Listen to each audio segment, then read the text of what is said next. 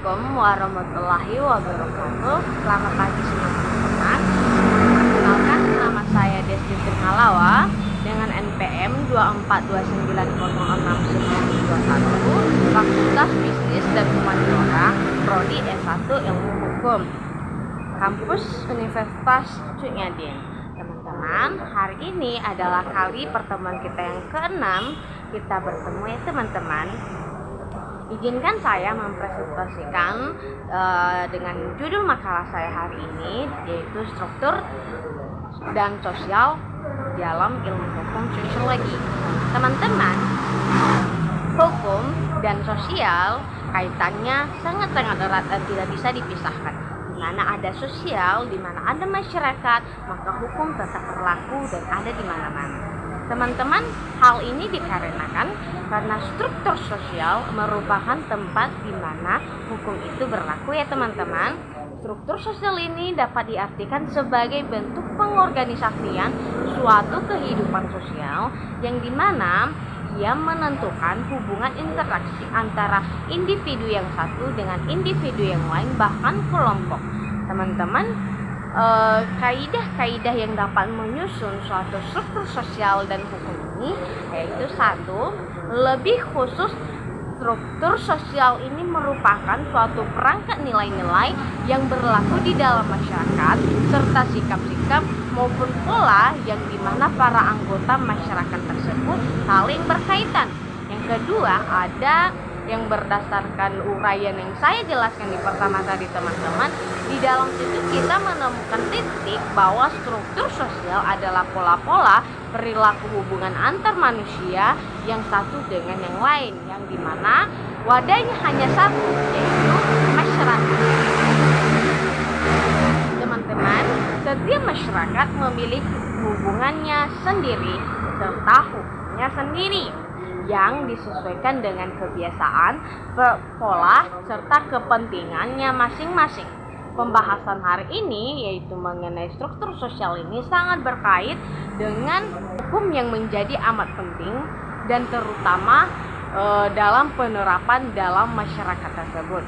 Teman-teman, hubungan struktur sosial ini dibahas dan dikemukakan oleh ahli-ahli yaitu ahli yang bernama William C. Seidel, yang dimana dia menerapkan dan dia mengatakan bahwa struktur sosial ini dapat diterapkan dengan 3 elemen, yaitu dapat dijelaskan bagaimana hubungan antara hukum serta struktur sosial tersebut.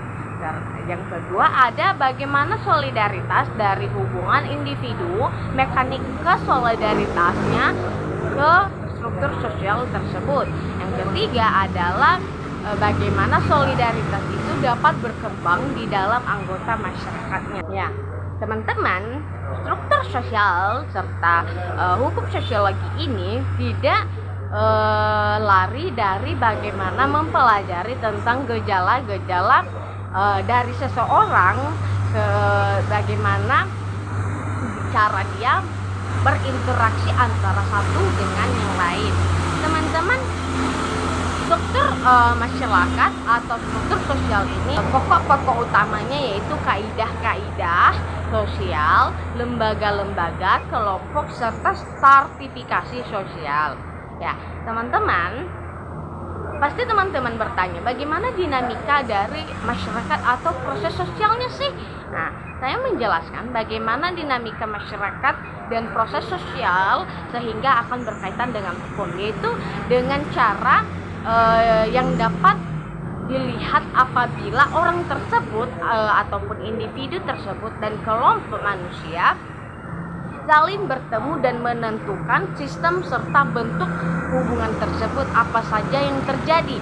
Contohnya perubahan-perubahan yang menyebabkan goyangan cara-cara hidup yang telah ada. Contohnya bagaimana tadi individu tersebut dapat masuk ke arena perkembangan yang sekarang, contohnya barat. Itu adalah dinamika bagaimana struktur sosial itu terjadi ya teman-teman. Karena terkadang kebiasaan itu dapat berubah bagaimana seseorang individu lain masuk ke dalam kelompok tersebut atau individu tersebut. Teman-teman, Pada hakikatnya masyarakat ditelah dari dua sudut, yakni sudut struktural dan sudut dinamika. Struktur sosial ini teman-teman adalah keseluruhan jalinan antara individu, kelompok, serta lapisan-lapisan sosial. Yang kedua ada struktur dinamika. Ini tidak terlepas dari bagaimana interaksi seseorang dan interaksi sosial seseorang mencerminkan bagaimana dasar dari interaksi sosial tersebut di dalam hubungannya yang secara pribadi maupun ke orang lain.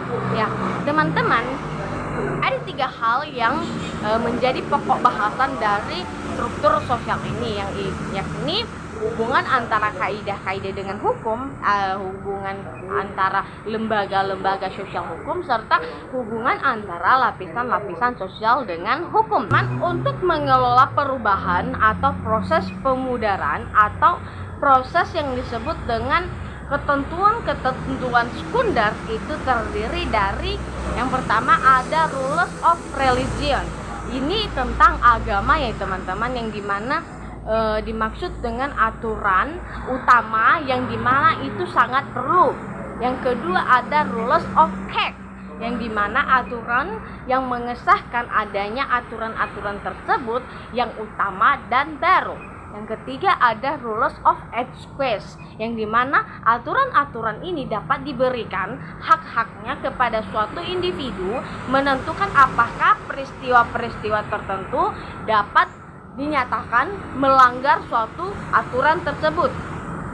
Teman-teman, menurut seorang ahli yang bernama Bahna dalam Purnit 2002 mengatakan bahwa lembaga hukum yang ada di dalam struktur sosial tersebut ada 2, yaitu hukum yang subjektif dan hukum adjektif. Hukum subjektif adalah penetapan kembali daripada aturan lembaga-lembaga non-hukum. Yang kedua, hukum adjektif. Hukum adjektif ini adalah suatu aturan yang mengatur aktivitas-aktivitas daripada lembaga-lembaga hukum itu sendiri. Ya, teman-teman, kaidah-kaidah dalam struktur hukum dan sosial ini tidak lari dari bagaimana seseorang ataupun warga menempatkan dirinya, hubungannya antara individu lain serta kelompok lain di dalam perilakunya yang diperbolehkan dan di mana perilakunya itu dapat dilarang juga.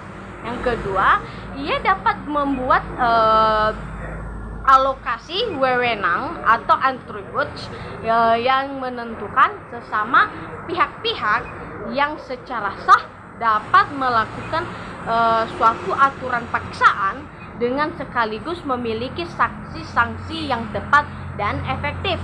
Yang ketiga, ada disposisi masalah-masalah sengketa, yang dimana ini teman-teman jika kita melanggar aturan kita akan dikenakan sanksi-sanksi ya teman-teman. Mungkin itu berupa sanksi-sanksi norma sosial maupun dapat berlaku di arena hukum ya teman-teman. Dilihat bagaimana sikap seseorang atau kita dapat melakukan aturan itu ataupun tidak melanggar aturan yang ada di dalam kehidupan masyarakat sosial tersebut. Teman-teman, mungkin ini saja yang dapat saya presentasikan hari ini. Teman-teman dapat menggali informasi dan menggali linknya dengan cara men-searching Google, ataupun nanti di pertemuan berikutnya teman-teman dapat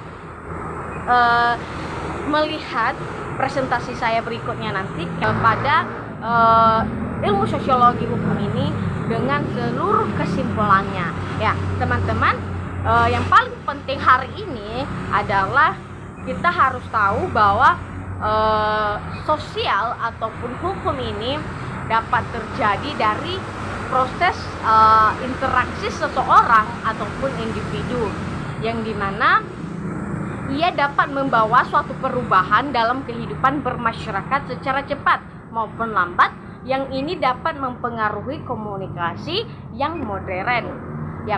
Dan sebagai bagian dari ilmu sosial ataupun makalah sosiologi yang saya bahas hari ini itu khusus dalam mengkaji gejala-gejala hukum yang senyatanya hidup di dalam masyarakat, dan bukanlah mengkaji bagaimana tatanan hukum yang seharusnya berlaku di masyarakat.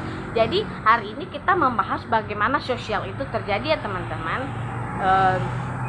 Yang pastinya teman-teman harus ketahui bahwa masyarakat itu sendiri dapat ditelah dari dua sudut, yaitu bagaimana struktur masyarakat itu yang dimana saya katakan tadi dinamika, serta struktur sosialnya tadi. Teman-teman, mungkin sekian dari presentasi saya hari ini. Terima kasih.